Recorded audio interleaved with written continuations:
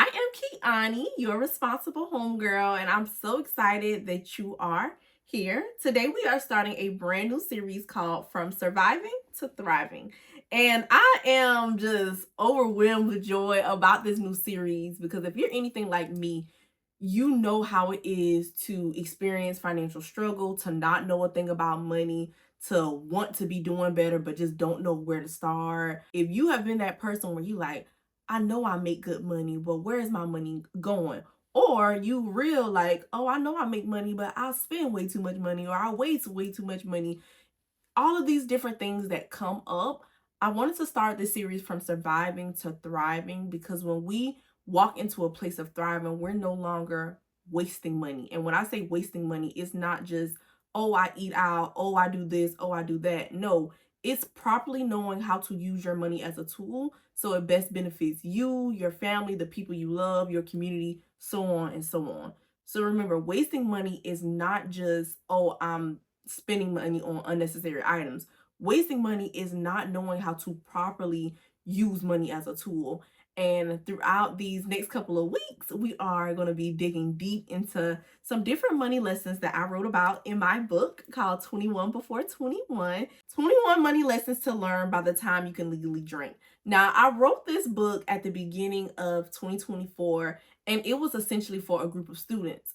And as I have, encountered different ladies later on and going to different pop-up shops, been a vendor selling my budgeting planners, when people ask me about this book and I tell them like, yeah, it's money lessons that you should learn before 21, but most of us, we have not been taught anything before 21. So coming here, I was like, you know what? I need to do a YouTube series where I'm talking about these 21 lessons because a lot of us do not have a strong, solid financial foundation. So you can, of course, pick up this book from my website, theresponsiblehomegirl.com. And throughout these next couple of weeks, we're going to be talking about 21 money lessons that I believe are foundational for every single person who have never been taught a thing about money. So let's hop into it. Money lesson number one, money is just a tool, period. So here I wrote, I don't think there's a person who wants to struggle financially, live paycheck to paycheck, or stress about the number in their bank account. Still, millions of people are living in poverty because they don't understand money and how it works. And one of the main missions of the Responsible Homegirl is to help people become financially responsible and wealth conscious so that we can end cycles of poverty and close the racial wealth gap. And when I say poverty, I'm not just talking about, oh, what we see on TV was commercialized. No, poverty is your mindset. Poverty is that mindset that says, oh, I'm going to spend a check and get it right back. Poverty is that mindset that feels like, oh, I have to hold on to every single dollar because I'm afraid that if I spend or if I invest, nothing else is coming into me. Nothing else is going to come back to me. A poverty mindset is that mindset that says, I won't give anything because, oh, this all I got. A poverty mindset is, I can't afford this. I'm broke. Like all of these things that come out of your mouth that don't serve you or your finances well. So when I say poverty, I want you to even expand your mindset around what poverty is. Poverty is not just, oh, I don't have enough to eat or I can barely pay my bills. That's a piece of it, but there are other things that are keeping you in cycles of poverty as well.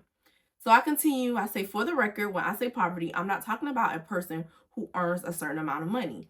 I'm referring to a financially illiterate person. The person can earn $25,000 or $250,000 a year and live in poverty. It's not about the money, it's about their mindset. What did I just say? It's not about the amount of money that you make, it's about your mindset. Because at the end of the day, it's not what you make, it's about what you can keep. So skipping down some, despite your experiences, money is just a tool. I know it's too simple to be true, but that's all it is. Think about a hammer for a moment. It is a tool that hits a nail into a piece of wood, or you can even turn a hammer around and take a nail out the wood. Like it serves a purpose. Your money should be serving a purpose for you. So I want you to just kind of sit down and think about, does my money serve a purpose beyond paying bills, eating out, buying clothes? And those are the things that I'm naming because typically that is where we put most of our money. Sometimes, everybody has their own thing. So even if I didn't name your thing, know that you have a thing. So does your money have purpose beyond paying bills and your thing? And when I say purpose, I really want you to understand that money is a tool that can be used to change lives. Your life, your family's life, your community, the greater world, all of that good stuff. But just being real, you can't change somebody else's life if money isn't at first changing your life. And we got to get out of the just making money, spending it, and barely saving it. If that's all you're doing with your money, it's never going to serve a greater purpose beyond you. So that's money lesson number one. Money is just a tool. So now let's move along to money lesson number two, which is appreciate and tell your story. So in the context of this book, I'm talking about appreciating and telling your story in the sense of scholarship essays, because I was the girl who went to school completely debt free. Praise God. So I have no student loans. I had so many scholarships that each and every semester I would receive anywhere between $5,000 to $7,000 in a refund check. So every semester when we started school, the College of Charleston was giving me a refund check saying, hey, this is the extra money that you have left over after your tuition, your room and board, and everything has been paid. I received that money because I wrote scholarship essays where I appreciated and told my story. And I wanted to share this with you because you might be the person that's sitting on the sideline. You might not be in college. You might have already, passed college. But appreciating and telling your story helps you in every facet of your life. Getting that job that you are applying for, when it's time for you to interview, appreciate and tell your story. When it's time for you to start that business and you're trying to figure out, okay, how can I gain people's attention? How can I build a community, build an audience around what it is that I am selling and giving to the world? Appreciate and tell your story. Sometimes we're so embarrassed and ashamed by what we've been through that we don't want to tell nobody, not knowing that the very thing that we have went through, God has brought us through it on the other side of it so that we can help somebody out. And people love relatability. People love authenticity. That's why I have no problem saying, yeah, I blew through my $7,000 refund check. Yeah, I was working 2 jobs and had nothing to show for it. Yeah, I was about to get evicted. Yeah, I was the girl that had my nails done all dressed up on the outside, but my life in real life was a hot mess. You get what I'm saying? And I'm not saying I always felt this way. I wasn't always confident and bold enough to share the real, but I realized that sharing the real continues to get me closer and closer to my dreams. So make sure you appreciate and you tell your story. Don't let what you've gone through cause you to be in a unnecessary prison, and that it doesn't serve no purpose beyond you just making it through. So money lesson number two, appreciate and tell your story. 2 more money lessons for this video, and then we're going to get into part 2. Money lesson number 3, building wealth begins with budgeting. Now, sis, this is one of my favorites because when I tell you the folks be out here sleeping on budgeting, real life be sleeping on budgeting because we think about budgeting as an afterthought. We think about budgeting as something to restrict us, to stop us from spending money, when it's not that. Budgeting is meant to help you be proactive. It's meant to help you give your money direction. You make the money, so you have to tell your money where you want it to go. So I want to read you money lesson number 3 because it's just that good. And I really need this to marinate in your mind, your body, your soul, your spirit, all of that, so you can understand how critical budgeting is. And every single time you get paid, the first thing that you should do is budget your money. It should be like an instant response. Just like when we wake up, we get out of bed and we go take a shower, we go brush our teeth. Nobody has to tell us to do those things. Those are natural responses, hopefully. Okay? You want budgeting to be the same thing. As soon as you get paid, I don't want you to pay a bill. I don't want you to go out to eat. I don't want you to do anything before you actually take the time to sit down and budget your money. So let's hop into it. When budgeting comes to mind, we typically think of restricting ourselves, but budgeting is deeper than stopping you from buying your favorite meal at a restaurant. Budgeting is simply planning how you will use your money. When you budget, you are giving your money direction. You are taking time to think, plan, and give purpose to the money you've earned so you can manage it well. Budgeting is not a complex task. It's simple. It's a simple and effective way to manage your finances, making you feel confident and capable. If you want to build wealth, you must start with budgeting. Budgeting ensures that you aren't being wasteful with money because you know exactly what you have coming in, your income, versus what you have leaving out, your expenses. and how you plan to use your money. I always say you can only use money as a tool, and there are 4 ways to use money as a tool. What are you saving, spending, investing, and giving? For short, I remember it as SSIG. So save, spend, invest, and give. If we aren't intentional with our money, everyone else will have what we worked hard for, and we'll have very little to show for our hard work. Ask me how I know, okay? Building wealth is all about having choices, and you build wealth by investing your money and letting it grow over time. But you can't invest money that you don't have. I want to read that one more time for the people in the back, because we live in a society right now where we put so much focus on making money. How can I make my money grow? I want to invest. I want to do this. I want to do that. Baby, you cannot invest money that you don't have. So it begins with budgeting. You have to keep some of what it is that you're earning so that you are able to invest and see your money grow over time. So let me read that again. Building wealth is about having choices, and you build wealth by investing your money and letting it grow over time. But you can't invest money you don't have. This is why budgeting is so critical. It's not about how much money you make, it's about how much money you keep. Budgeting is the key to a hopeful and prosperous future. And y'all, this is literally like the whole entire chapter. Like, I made this book a very easy read so that you can get through them, go through them, and really kind of take in the meat and the potatoes of what it is that I'm saying. Because sometimes we'll make personal finance and financial literacy harder than what it has to be. And I promise it's not that hard. If I can get it after all of my bad money habits, my mindset, I was the queen of spend a check and get it right back. If I can get it, you can too. So now we're going to hop into money lesson number 4. And this is the last money lesson that we're going to discuss before I wrap up this video. And we'll talk about some more in next week's video.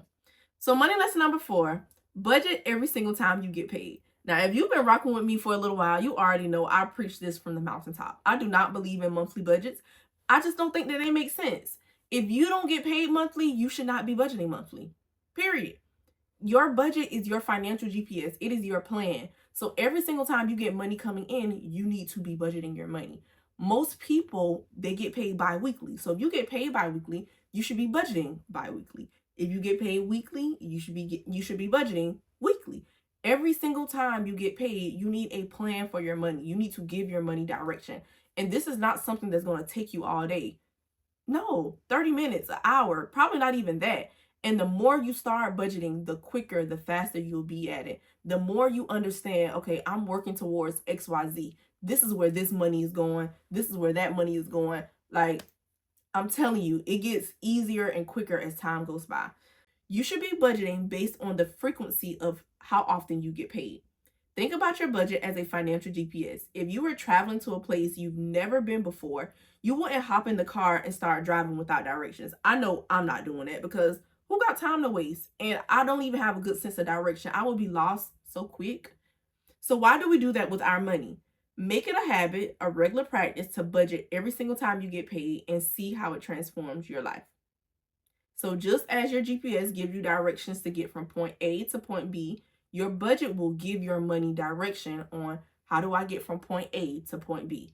If I want to save $1,000, how much money do I need to be saving this pay period? If I want to pay off some of our credit card debt, how much extra money do I need to be putting on top of that minimum payment? Your budget gives your money a plan and a purpose beyond just this money sitting in my bank account and I'm swiping, paying my bills, just doing the bare minimum. I was literally talking to one of my homegirls probably about 2 weeks ago, and she was like, Key, your budgeting planner really helps me. I feel the difference when I get paid and I budget versus when I get paid and I don't budget. And I was like, exactly. Like, even in my own life, sometimes I be so like just in the mix, so busy that I don't take the time to sit down. And I'm telling you, you will feel it every time. So if you don't know how to budget, I have a very simple and easy formula. And even inside of the book, it takes you through how to budget. And I give you an example right here of how to set up your budgeting template. So get this book. Also purchase my budgeting planner because it's going to help you out a lot. The first thing that you want to do is list your income. What did you get paid this pay period? Is it just from this one job? Do you have a side hustle? How much did you get paid? Number 2, list your expenses for this pay period only. pull out those bank statements for verification. I cannot tell you the amount of time when I'm sitting down, meeting with somebody, and they're like, oh, these are the bills I got. Then we go through their bank statements, and it's like, you got Hulu, you got Netflix, you got Amazon Prime, you got Paramount Plus, you got YouTube TV, like all of this different stuff that they don't think about. So go through your bank statements for verification and list the expenses that are coming out for this pay period. Remember, we are budgeting every single time we get paid. Last but not least, you want to separate your money into 4 categories. Earlier, I said there are 4 ways to use money as a tool. What are you saving, spending, investing, and giving? Save, spend, invest, give. And then you're going to really just separate your money based on those columns. Under your save column, you need to write out, okay, how much money is going to my regular savings? How much is going to my high yield savings account? We're going to talk about high yield savings on part 2 of this series. What am I putting in my emergency fund? Under your spend column, the first thing you want to have there is your bills. Then some of those variable expenses. When I say variable, things that change up. So that's your gas, that's your eating out, that's your groceries. What are you putting under that column? If you have a shopping budget, shopping, nails, whatever. Investing, what are you investing? Roth IRA, what are you putting there? We're going to talk about Roth IRAs later on this series as well. What are you investing, whether that's in your business? Are you buying a book? Are you buying a course? You always need to be investing something. And then giving, paying your tithes. That's the first thing that I do when I get paid. And then I'm paying myself immediately after. Are you giving something to a friend or family member? Are you surprising somebody with lunch? Are you buying any birthday gifts? Like, these are all things that you need to sit down and think about because they are a part of your budget. Those are the 4 money lessons that I wanted to talk about today, the 4 out of our 21. And just for a quick recap of the 4, let me go back. Money lesson number 1, money is just a tool. Money lesson number 2, appreciate and tell your story. Money lesson number 3, building wealth begins with budgeting. And then money lesson number 4, budget every single time you get paid. So if you want to follow me along on this journey of from surviving to thriving, 21 money lessons that I believe every single person should learn to build a solid financial foundation, I want to encourage you to pick up this book. It's such an easy read and will help you make some better financial decisions and really change your mindset around money. Most of the time, we focus a lot on the practical, but honestly, anything that you plan on changing, it got to start up here first. The way you think about money, the way you interact with money, your relationship with money has to change. And I understand that so many of us just have not been exposed to it. I was the person. I used to have dreams of making 6 figures in a year. But back in 2019, 2020, when I was just consuming all of this financial education, listening to podcasts and watching YouTube videos and reading books, and I learned about entrepreneurs who are making 6 figures in a month. So you cannot tell me exposure changes everything. So when you start changing your mindset around money, how you view it, and what you even think is possible for you, I'm telling you, it will change everything about your finances. So pick up my book, 21 Before 21, and meet me back here at the Responsible Homegirl YouTube channel for our next video as we continue this series from surviving to thriving. Thank you so much for watching, and I'll see you in the next one. And never forget, with exposure, execution, and consistency, there's absolutely nothing you can't do. If this video was helpful, share it with some of your homegirls. See you in the next one.